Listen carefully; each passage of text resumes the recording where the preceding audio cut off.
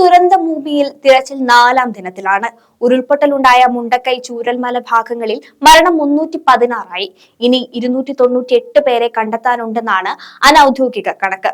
ചാലിയാറിൽ നിന്ന് ഇതുവരെ കണ്ടെടുത്തത് 172 മൃതദേഹങ്ങളാണ്. സൈന്യം നിർമ്മിച്ച ബെയിലി പാലം പ്രവർത്തന സജ്ജമായതോടെ രക്ഷാപ്രവർത്തനം വേഗത്തിലാകുന്നുണ്ട്. മേഖലയിൽ ഇനിയാരും ജീവനോടെ കുടുങ്ങിക്കിടക്കാൻ സാധ്യതയില്ലെന്നാണ് സൈന്യത്തിന്റെ നിഗമനമെങ്കിലും ജീവന്റെ തുടിപ്പ് തേടി ഓരോ പ്രദേശത്തും പരിശോധന തുടരുകയാണ്.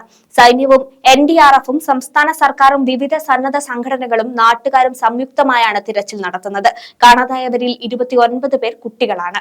ദുരിതാശ്വാസ ക്യാമ്പുകളിൽ 2328 പേരുണ്ട്. സംസ്ഥാനത്ത് മഴയുടെ തീവ്രത കുറയുന്നതായി കേന്ദ്ര കാലാവസ്ഥാ വകുപ്പ് അറിയിച്ചു.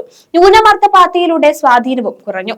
ഇന്ന് മലപ്പുറം, കോഴിക്കോട്, വയനാട്, കണ്ണൂർ, കാസർഗോഡ് ജില്ലകളിൽ യെല്ലോ അലർട്ടാണ്.